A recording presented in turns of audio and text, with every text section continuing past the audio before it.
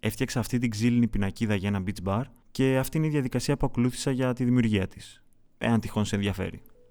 Έφτιαξα μερικά προσχέδια και μετά από λίγη κουβέντα καταλήξαμε σε αυτό εδώ. Εκτύπωσα το περίγραμμα σε σελίδες Α4 και έπειτα άρχισα το κολάζ για να βγει το πραγματικό μέγεθος της πινακίδας. Φυσικά αυτό το βήμα μπορεί να παραληφθεί εάν έχεις ένα μεγάλο πλότερ για να το εκτυπώσεις κατευθείαν σε μεγάλο χαρτί ή ακόμα καλύτερα εάν έχεις ένα CNC για κοπή ξύλου. Βέβαια αυτά είναι ακριβά μηχανήματα, οπότε πάμε με τη χειρονακτική μέθοδο. Η πινακίδα θα εκτίθεται για μήνες σε ήλιο, αέρα, βροχή, αλάτι, οπότε θα τη φτιάξω σε ένα φύλλο κόντρα-πλακέ θαλάσσης, το οποίο δεν σκευρώνει εύκολα. Ήρθε η ώρα να περαστεί το σχέδιο στο ξύλο, το οποίο θα γίνει με φύλλα καρμπών. Τα φύλλα αυτά που χρησιμοποιώ εδώ δεν είναι τα κλασικά που έχουν εκείνο το μπλε μελάνι, αλλά αυτά έχουν γραφίτι. Αυτό διότι είναι πιο εύκολο μετά με ένα ελαφρύ γυαλόχαρτο ή γομολάστιχα να φύγουν οι γραμμές από το ξύλο.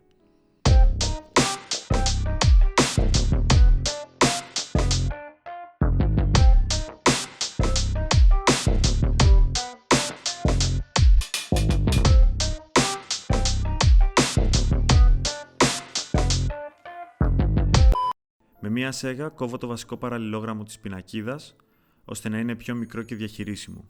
Έτσι μετά μπορεί να κοπεί το ακριβές σχέδιο πολύ πιο εύκολα.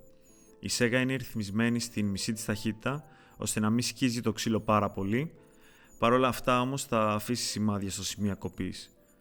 Υπάρχουν κόλπα για να μην αφήσει πολλά σημάδια, αλλά στη συγκεκριμένη περίπτωση δεν αξίζει τον κόπο, διότι μετά θα περάσω μια επιπλέον επεξεργασία ώστε να φαίνεται πιο χειροποίητη.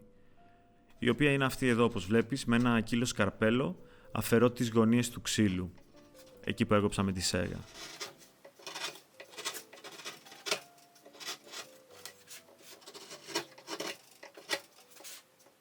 Έπειτα με ένα μικρό γωνιακό σκαρπελάκι φτιάχνω λεπτομέρειες στις μικρές οξύες γωνίες, ώστε να φαίνονται σαν αληθινό σχίσιμο παλιού ξύλου, παύλα σανίδας. Λίγο γυαλόχαρτο ώστε να γίνει πιο λία η επιφάνεια του ξύλου, αλλά και επίσης να γίνουν πολύ πιο αχνές οι γραμμές του καρμπών. Μπορείς να το κάνεις και με το χέρι αυτό, αλλά θα γίνει πιο γρήγορα άμα έχεις ένα ηλεκτρικό τριβείο. Ήρθε η ώρα για πυρογράφο.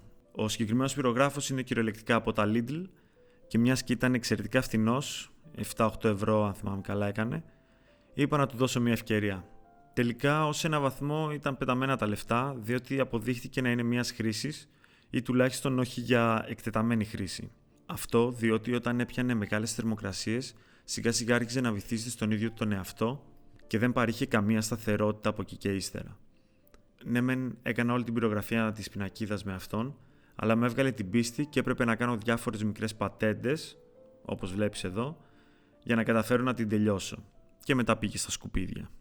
Πολύ γενικά, αποφάσισα όλη η πυρογραφία να γίνει με βούλες. Στη ζωγραφική αυτό ονομάζεται ποαντιγισμός ή στα αγγλικά pointillism ή stippling.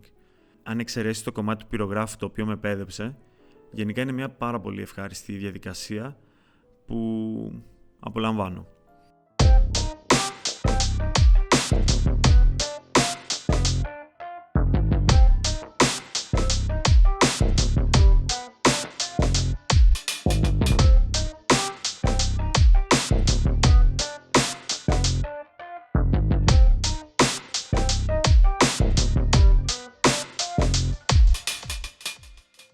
Η πινακίδα θα κρέμεται, οπότε πρέπει να μπουν γάντζι.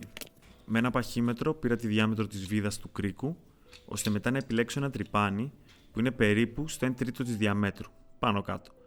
Το συγκεκριμένο βέβαια είναι για μέταλλο, αλλά θα κάνει μια χαρά τη δουλειά του.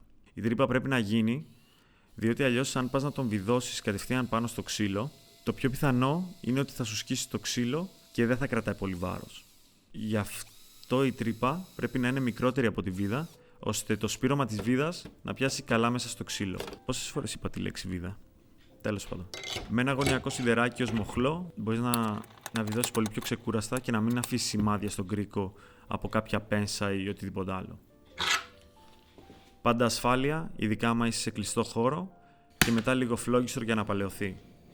Να φανεί ότι έχει περάσει πυρκαγιά, νερό, γενικότερα ότι έχει εκτεθεί για καιρό στα στοιχεία της φύσης.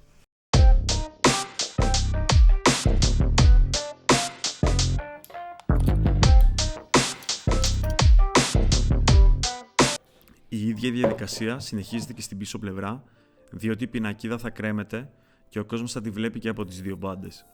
Η ιδέα εδώ είναι να φανεί ότι είναι φτιαγμένη από τάβλες ξύλου και ότι δεν είναι απλά ένα κομμάτι κοντραπλακέ. Όχι ότι είναι αληθοφανές, αλλά κατάλαβες έτσι. Για τα έξτρα σημάδια κακουχίας και ρόζους, απλά πετούσα διάφορα ροκανίδια όταν έκαιγα, στραβά καμένα καρφιά και ό,τι άλλο έβρισκα κοντά μου. Με το μικρό γωνιακό σκαρπέλο αφαιρούσα μερικά καμένα σημεία και έτσι φαίνονται σαν highlights της ενώσης των υποτιθέμενων σανιδών. Η αλήθεια είναι ότι κανένας δεν θα το παρατηρήσει, αλλά δεν έχει καμία σημασία. Μου αρέσει και το απόλασα.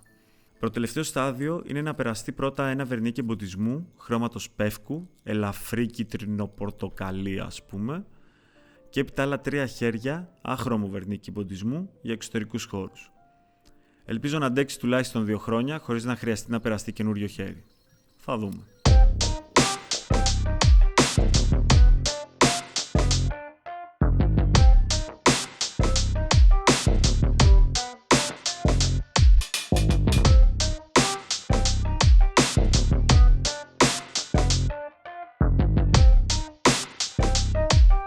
Αυτή είναι η πινακίδα, μπήκε στο μαγαζί, όλα είναι μια χαρά.